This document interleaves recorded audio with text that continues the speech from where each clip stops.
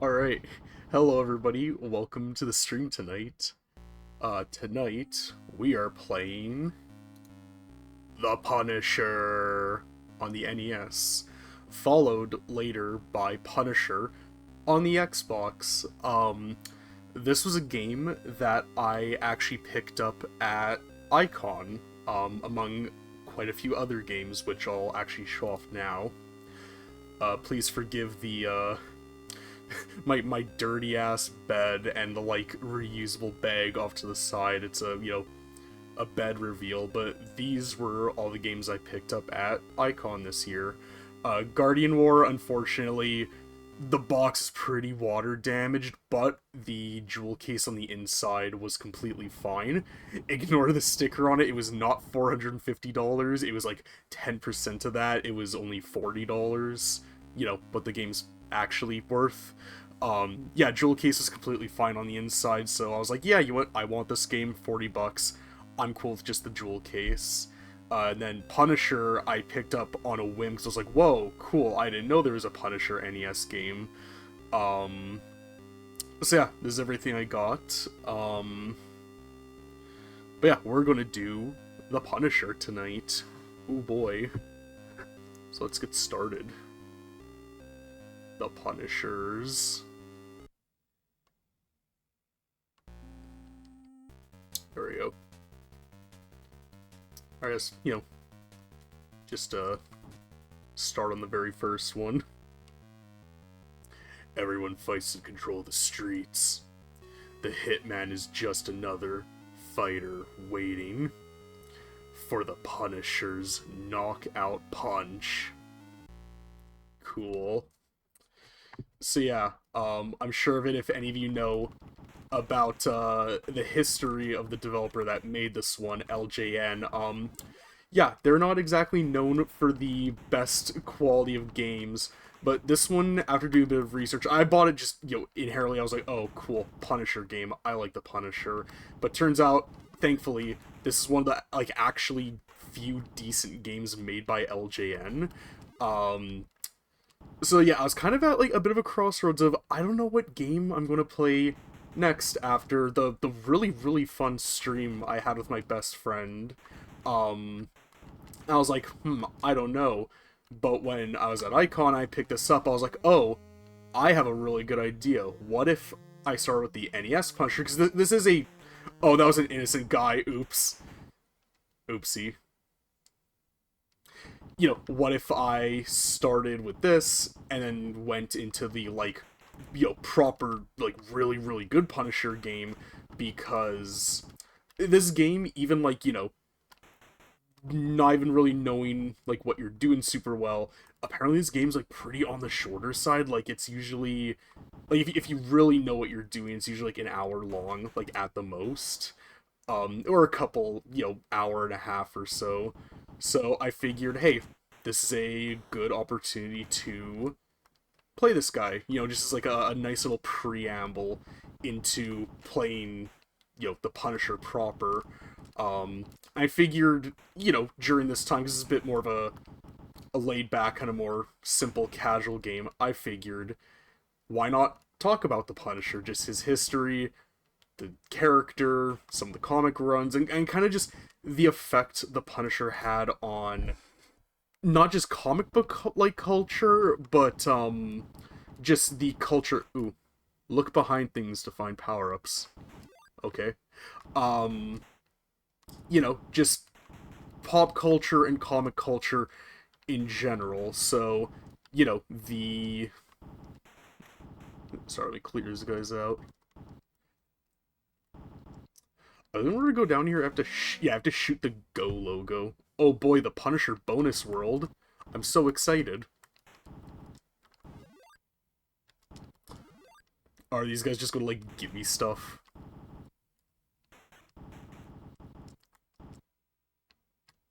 Oh, I lost. Or lost it.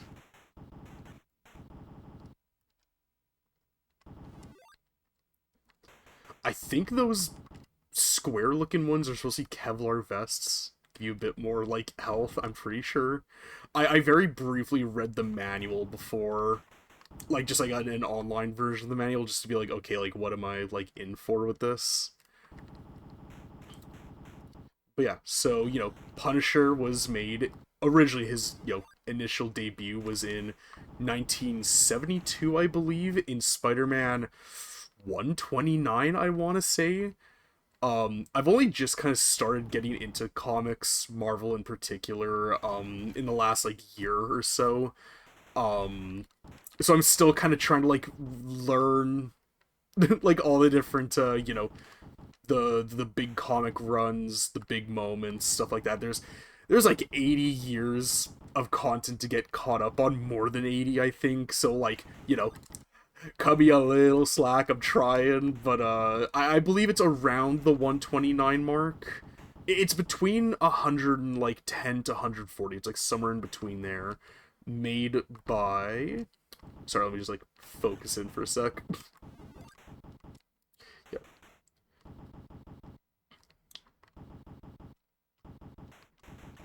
There's like no music, and that's oddly like weird. I feel like there should be like music. What are you? I'm gonna assume that that was a bad guy.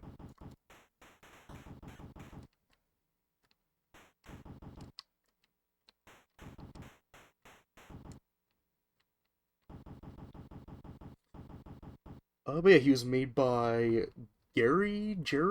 I think it's pronounced Gary, like Gary, but it's spelt like it's like Jerry, but like with a G. If that like makes sense. Um, Jesus, there's a lot of guys.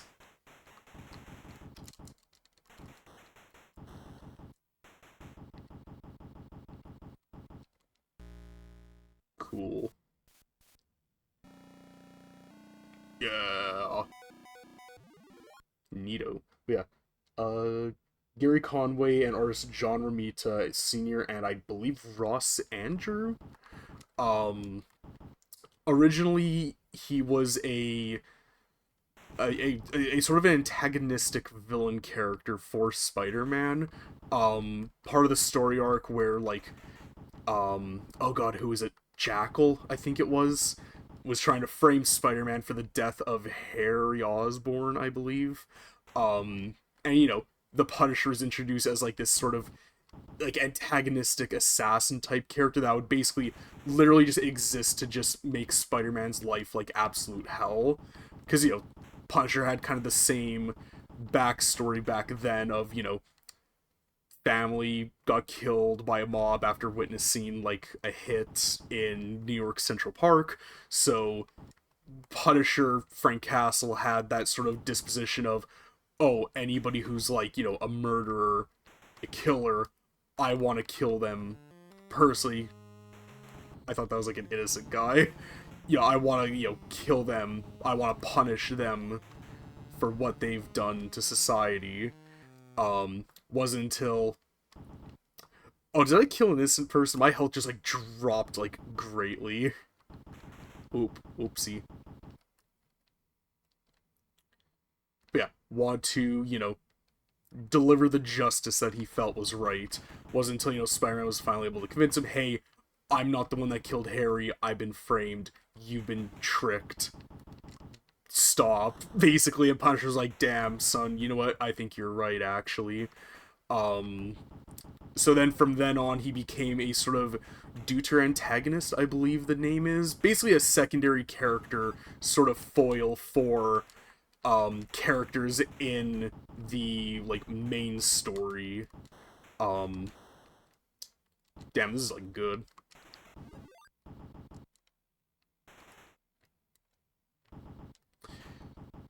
Yeah, usually teaming up with characters like Spider-Man or Captain America. Um Usually to contrast the like very different points of views on like morality and heroism and kind of their way of like dealing with things like villains, crime, stuff like that. Because Spider-Man. Have you taken the subway lately? I don't know. Have I?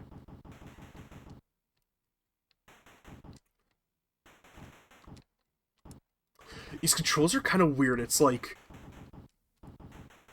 you stand still to shoot, but you gotta, like, still, like, aim while you're moving. It's a little weird. Uh-oh.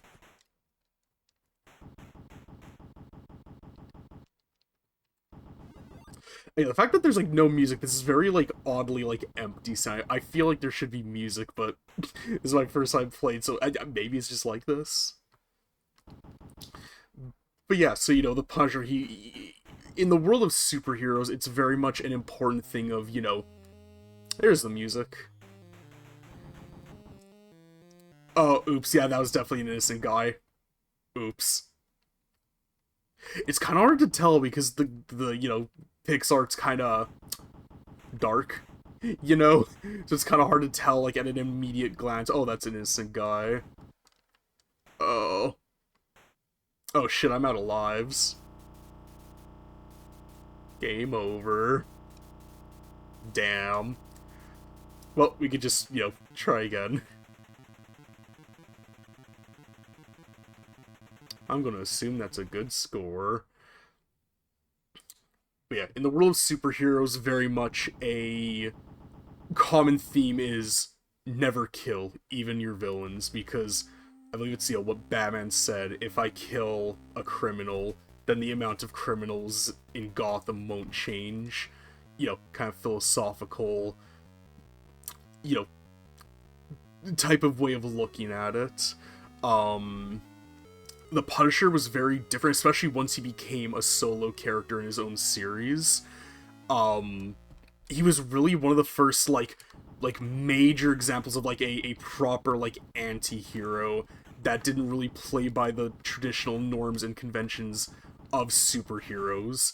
If he felt justice was to be delivered, he would just kill. He would kill, and he would deliver the justice he believed these criminals deserved, whether it was, you know, a major supervillain or just street level petty thuggery of, like, any kind. Punisher would just kill. Just simple as, very straight to the point. Didn't sugarcoat it. If he believed they were worthy of death, they were worthy of death. And it was very check down dark alleys for bonus worlds. Okay. And, you know, just, like, for the time, that was just such a different, really unique spin on, oh, they're, like, in the water, you know, very unique, different spin on just what a hero could be. But that's the thing about the Punisher, is that, like, he's not a villain, but he's not, like, a good guy. His sense of morality and justice is very skewed in a very black and white, very kind of narrow, like, view set, but I think that's just what makes him such, like, a compelling character, is in, what does it say? Look behind things to find power-ups. Okay. You know, in a world of heroes and characters that insist on doing the right thing all the time, you gotta wonder, are letting supervillains live and continue to do the things they do, is that really the proper thing to do? Is not, you know, sacrificing your morals and your sense of justice worth letting this villain continue to exist and, you know, potentially kill, like, hundreds of thousands more just because you don't feel right putting this villain in the ground? There's a scene in the Daredevil show. I don't think it's the newest one, like the newest season, but it was in one of them. I believe the older one. God, this game's, like, kind of hard, honestly. Where it's, you know, Daredevil and the Punisher are, like, on this, like, rooftop, and they're, like, kind of waxing philosophical about their different, like, viewpoints of how, you know, Daredevil, being a born-again Christian, his whole deal is he believes in second chances, in, you know, the whole idea of the redemption arc. You can always give somebody a second chance, but if, you know, you just kill them outright, there's no chance for them to have that second chance. But then it's one of those things where it's like, well, okay, I'm not going to shoot him,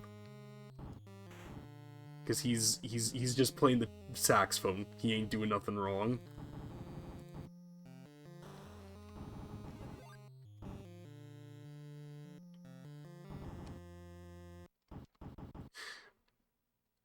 But yeah, in this scene, they're both like, Daryl's like, chained up to a like post of some kind, and he's kind of giving the like audible 1-2 to Frank, being like, man, Frank, why you so fucked up? Why do you kill people all the time? How come you never give people second chances? And the Punisher's like, well, you call yourself a superhero, you get to run around the city, pretend you're a good guy, beat up the bad guys, put them in jail, but then, what do you do when they're out, a year later, a month later, a week, a day? They're just back out on the street doing the exact same thing. And as he puts it, you put him in jail, I put him in the ground. He solves the issue then and there. But Daredevil kind of raises, a good point. What if they are able to change? What if they can have a change of heart and they can become better? If you go the Punisher's route of just fuck it, kill them, then there's they just don't have that opportunity to. I just stop try to okay, he's just get him and then wait for him. There we go. Cool. But if you just kill him outright, then they don't get that chance of being able to prove that they can change or that they can redeem themselves. But, with how much supervillains just keep on, being supervillains and how so many of them just never ever change, is it really worth continually giving them that, second, third, fourth chance? At what point do you just say, fuck it, kill the guy, we're done dealing with him? And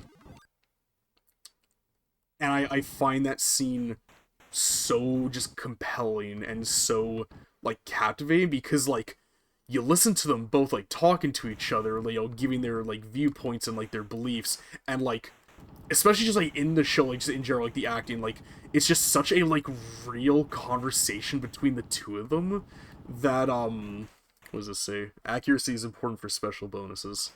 Well, I ain't getting that.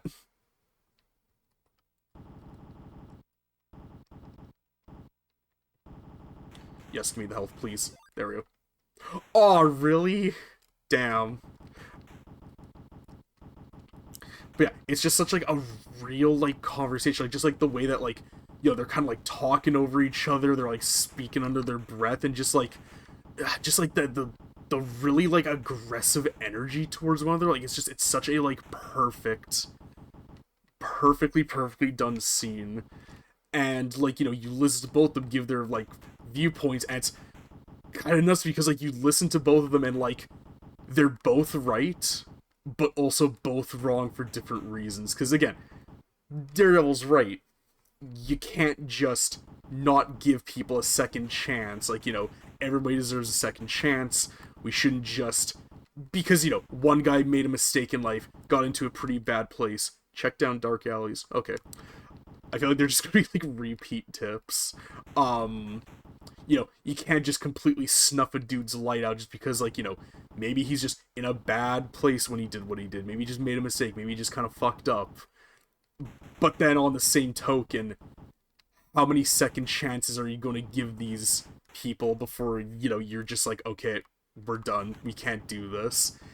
And that's kind of where the Punisher's kind of right, where it's look, where's the cutoff for let's give this person a second chance? At what point does the crime become too much and, somebody like the Punisher has to do something because the system that failed the Punisher is failing everybody else? Somebody's got to do something. Frank Castle's going to be the one to step in and take care of those problems, whether other heroes want him to or not. As he always says, I'll do things my own way. I'll do things my own way. I'll do it in a blaze of glory. And yeah, the Punisher, he takes on literally every single kind of gang, I'm pretty sure, has been in the comics, from, the New York Mafia, the Russian mob, Chinese triads, biker gangs, Irish mobs, like just literally like any kind of like gang or mob you can think of. The Punisher has probably, you know, gunned it down at least like minimum once.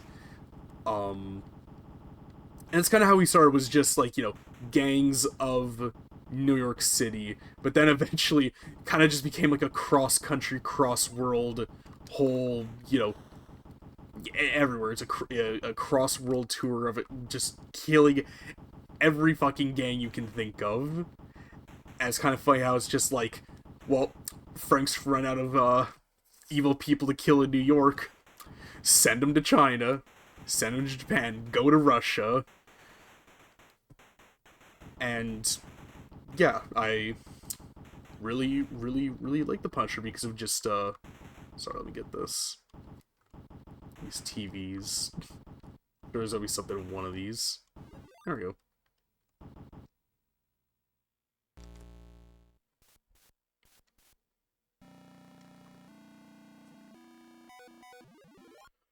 Also, I'm getting more of the enemies than I figured I would, honestly. Oh shit. It's Jigsaw.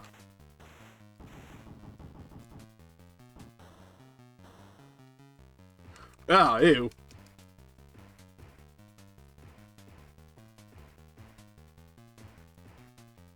Oh, okay, okay, I get it. I was like, am I literally just, like, getting fucking bubbled or what?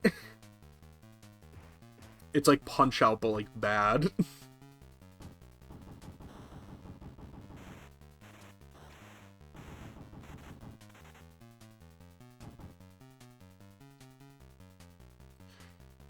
Fuck, this is hard. Oh, I'm fucking dead. Damn.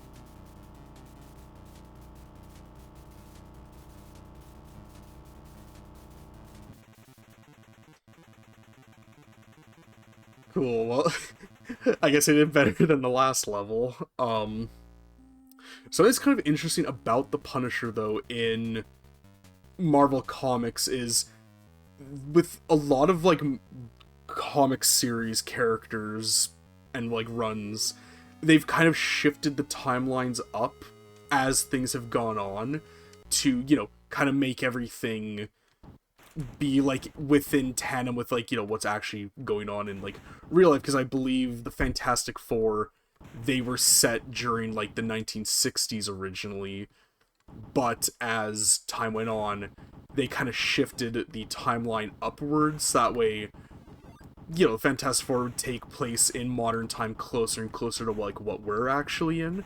But with the Punisher, they've kept him in, like, a proper static timeline. He's always, had his start as... So originally he was a veteran of the Vietnam War, but then because of, like, the Marvel moving timeline stuff, eventually they shifted it over to, I believe in order, it was the Iraq War he became a veteran of. But then eventually, to just kind of solve, okay, just so we don't have to keep on moving him up in, like, different wars, he became a veteran of a fictional war called, I believe, the Xi'an Kong War is how it's pronounced. Um, so no matter what, consistent with Frank Castle, the Punisher is, he's always an army vet. What, war he fought in is, kind of changes from run to run, but no matter what, the consistent constants are always, he's a war vet, he came home, family was gunned down in New York City by gang members, and that is what caused the whole chain of events to happen to cause him to become the Punisher. Because, as he puts it, the justice system failed me. I'm not going to let it fail anybody else. I will take care of the trash in the city that nobody else wants to. And that's what he does.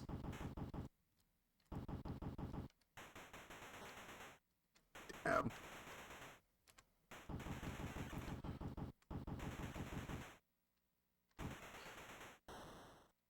This is hard. I honestly think I would have preferred the control scheme if it was like, oh, you just move the cursor around with, just the D-pad, and then have like A be like your shooting button, and then have B be like a button that you use to like kind of duck and like dodge gunfire. Because I don't like, this is fun, this is cool, I'm liking this, but it's very weird controlling. It feels very like I have to like watch two things at once.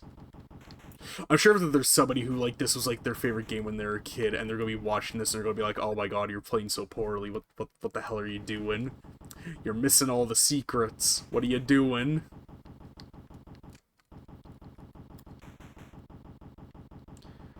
'Cause surely there's gonna be stuff in here. Oh yes. Ow.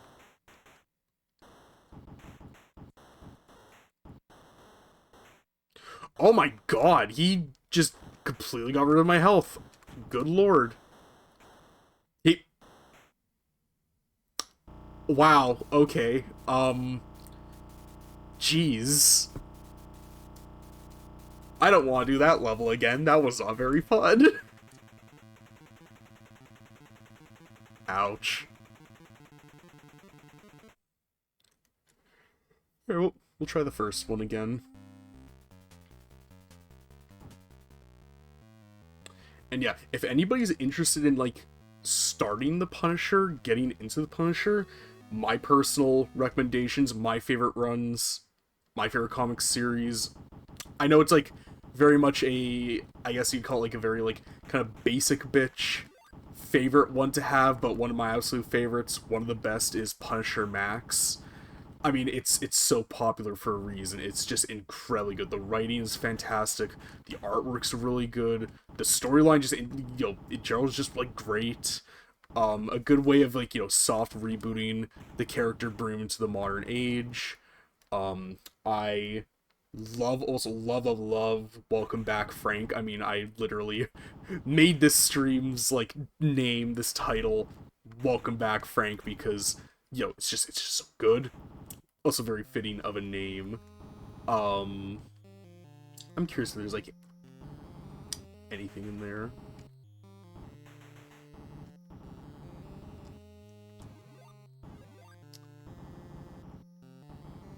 What are those? Oh, I think they're garbage bags.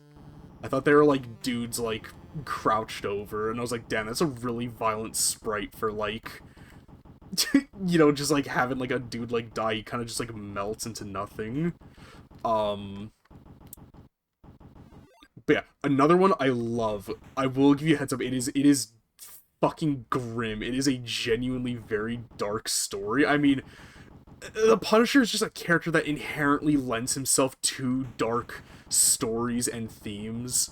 But the comic run Born, Punisher Born, that is a really, really fucking good. Like, if you can stomach like really dark, really like genuinely really fucked up themes, Born is really good. If you love like specifically war stories, especially war stories where the theme is war is hell, think like Heart of Darkness, Apocalypse Now, Spec Ops: The Line, for a video game example. um Absolutely check out Punisher Born. It is really, really, really, really good. Dark but good. Another one I absolutely love is Punisher Kills the Marvel Universe. I really, really love it because, I mean, one, it's just like an insane concept, and secondly, I like how they retooled the Punisher to give him like reason to be like, having no prior run-ins, I guess, with like, the Marvel heroes, and not being like, the traditional Punisher himself, like how they kind of flipped the story on his head, still having his family die, but having them die because of superheroes, giving him a just reason to kill the Marvel universe. And I love how, again, just horribly fucking over the top it is. It is so like insane. It's just so good. It's such a good series with a really just sad ending. The ending's so sad, but like I love it because of that. Because again, it's the ending is as sad as it is just like over the top, where it's like this is like absolutely insane. Um, One that I love where it's not over the top and insane and sad. It's just sad. Is the Slavers. Um, Again, tackling themes of like human trafficking, human slavery. It's pretty heavy. It's really grim, but man, it's yeah. I love it when a story takes a really sad, really grim subject matter and is able to write it with like the maturity and the depth and nuance that it needs. Because I'm a very firm believer that like any is, especially in fiction, anything is on the table for stories for being included in. The main thing that you need to just take care of when you're addressing any really heavy topics, have very heavy themes, disturbing themes, is how it's presented, how it's handled. um and Punisher Slavers, I think, handles it really well. I respect how much they're able to take a subject as heavy as human slavery and trafficking and put it, in a comic, but still have it be really nuanced and really like maturely written. Um, and same thing just as like with Born and Kills the Marvel Universe. Really just fucking sad ending. Sad and just melancholic. But again, amazing story. Really good. I think because the Punisher is just such an inherently dark, gritty character, I think he just lends himself really well to being part of Marvel's darker stories. Anytime the Punisher is involved in a story, whether it's part of the Punisher, proper like series or a run, or he's simply co-starring in a like comic, usually the subject matter is going to be pretty heavy, pretty dark, just inherently by virtue of the Punisher being the Punisher. Oh, it's so evil. He's like standing over the tuba guy. I'm trying not to shoot the like saxophone tuba guy. There we go. Ooh, that did give me something. I like how Frank, his whole thing is, yeah, I'm killing all the bad guys, but in this, I'm just, like, shooting windows and, like, shooting up buildings, just, like, destroying fucking everything. No, you don't get it, the glass was evil. The glass sold some kids, like, some drugs. I have to kill the glass.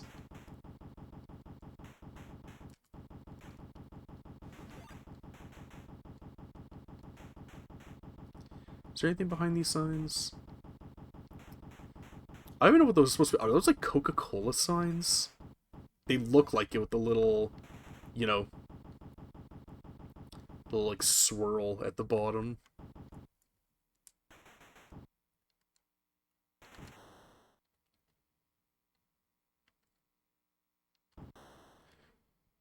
I like just using rockets on just like a single dude. It's like, yeah, fuck this guy in particular.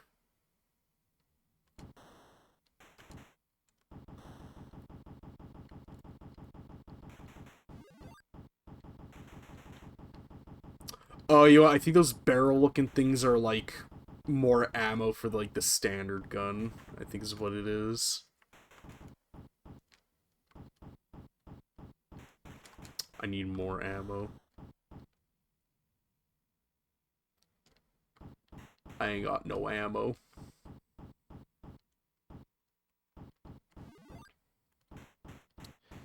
Because, yeah, Doctor Doom is definitely, like, my favorite Marvel character. I mean, if you can't tell by my username, he's kind of my favorite.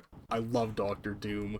But if I were to pick, like, a second favorite Marvel character, definitely the Punisher.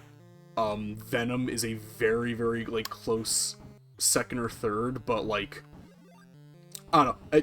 Venom also fills that love that I have of anti-hero type characters where, started out as, like, raw bad guy antagonist, but then over time became a good guy and is, like, I think, again, like, the whole arc that Eddie Brock and the Venom symbiote go through together, I find is, like, one of Marvel's best, like, that they've ever had for, like, any of their comics. I absolutely love what they had done with, like, Eddie over time and just his relationship with the symbiote, and the I find very interesting but also very thematically relevant symbolism of, like, the whole, sorry, let me get this guy,